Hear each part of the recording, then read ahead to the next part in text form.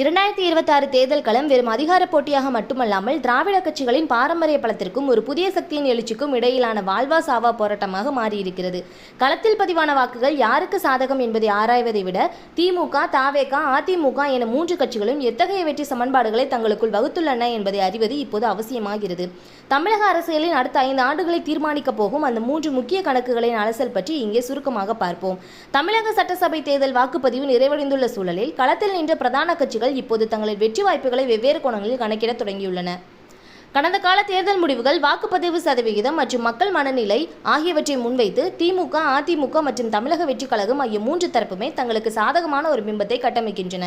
இந்த மும்முனை போட்டியில் யாருடைய கணக்கு மிக துல்லியமாக அமையப் போகிறது என்பதுதான் தற்போதைய அரசியல் விவாதங்களின் மையப்புள்ளி. ஆளுங்கட்சியான திமுகவை பொறுத்தவரை அவர்களின் கணக்கு முழுக்க வாக்கு சிதறல் என்ற ஒற்றை புள்ளியை மையப்படுத்தியே சுழல்கிறது. 2016ஆம் ஆண்டு தேர்தலில் அதிமுக ஆட்சியில் இருந்தபோது மக்கள் மத்தியில் சில அதிருப்திகள் நிலவினாலும் மக்கள் நல கூட்டணி என்ற 3வது அணி பிரிந்த வாக்குகள் எப்படி ஜெயலலிதாவின் வெற்றிக்கு வழிவகுத்ததோ அதே பாணியில் இம்முறை விஜய் தலைமையிலான தமிழக வெற்றி கழகம் பிரிக்கும் வாக்குகள் தங்களுக்கு மறைமுகமாக உதவும் என திமுக நம்புகிறது. அதாவது ஆட்சி மாற்றத்தை விரும்பும் வாக்குகள் அதிமுக மற்றும் தவேக என 2ஆக பிளவுபடும் போது அது தங்களின் உறுதியான வாக்கு வங்கியை காப்பாற்றி மீண்டும் ஆட்சிக்கட்டிலில் அமர வைக்கும் என்பது அறிவாலயத்தின் பலமான கணக்கு. அதிமுக தரப்பில் நிலவும் கணக்கோ முற்றிலும் வேறானது. கடந்த காலங்களில் எப்போதெல்லாம் வாக்குப்பதிவு சதவீதம் எகிறுகிறதோ அப்போதெல்லாம் அது ஆளுங்கட்சிக்கு எதிரான அலையாகவே இருந்திருக்கிறது என்ற வரலாற்றை அவர்கள் கையில் எடுத்துள்ளனர். இந்த முறை பதிவாகியுள்ள 85%க்கும் மேலான வாக்குப்பதிவு மக்கள் மாற்றத்தை விரும்புகிறார்கள் என்பதற்கான அப்பட்டமான சாட்சி என அவர்கள் வாதிடுகிறார்கள்.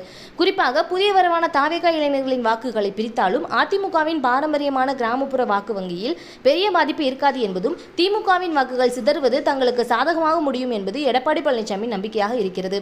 புதிதாக களம் கொண்டுள்ள தமிழக வெற்றி கழகத்தை பொறுத்தவரை அவர்களின் கணக்கு 1967 மற்றும் 1977ஆம் ஆண்டு நிகழ்ந்த அமைதி புரட்சியை அடிப்படையாக கொண்டதாகவே தெரிகிறது. அதாவது வழக்கமான அரசியல் கணக்குகளை தாண்டி இதுவரை எந்த கட்சிக்கும் வாக்களிக்காத புதிய வாக்காளர்கள் மற்றும் மாற்றத்தை இயங்கும் நடுநிலை பிரிவினர் தங்களுக்கு பின்னால் திரண்டுள்ளதாக அவர்கள் கருதுகிறார்கள். அது மட்டுமல்ல, திமுக மற்றும் அதிமுக ஆகிய 2 திராவிட கட்சிகளின் மீதும் சலிப்பில் இருக்கும் வாக்காளர்கள் இம்முறை ஒரு 3வது சான்ஸை நகர்த்திருப்பதாகவும் அது மேலோட்டமாக தெரியாவிட்டாலும் தேர்தல் முடிவுகளில் மிகப்பெரிய அதிர்வலையை ஏற்படுத்தும் என்பதும் விஜயின் கணக்காக உள்ளது. மேற்கண்ட 3 கட்சிகளின் கணக்கு இப்படி இருந்தாலும் இந்த தேர்தல் முன்னெப்போதும் இல்லாத ஒரு சிக்கலான சமன்பாட்டை உள்ளது.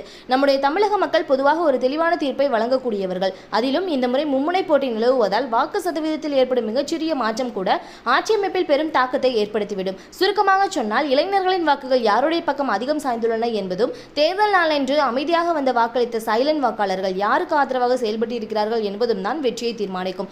ஒருவேளை வாக்குகள் சமமாக பிரிந்தால் தமிழகம் இதுவரை பார்த்திராத ஒரு புதிய அரசியல் சூழலுக்கு தள்ளப்படவும் வாய்ப்புள்ளது. என்னதான் நடக்கப் போகிறது பொறுத்திருந்து பார்ப்போம். ஓகே ஃப்ரெண்ட்ஸ், இந்த வீடியோ உங்களுக்கு பிடிச்சிருந்துச்சு அப்படின்னா மறக்காம லைக் பண்ணி, ஷேர் பண்ணி, சப்ஸ்கிரைப் பண்ணிக்கோங்க. தொடர்ந்து வீடியோ வாட்ச் பண்ணுங்க. தேங்க்யூ.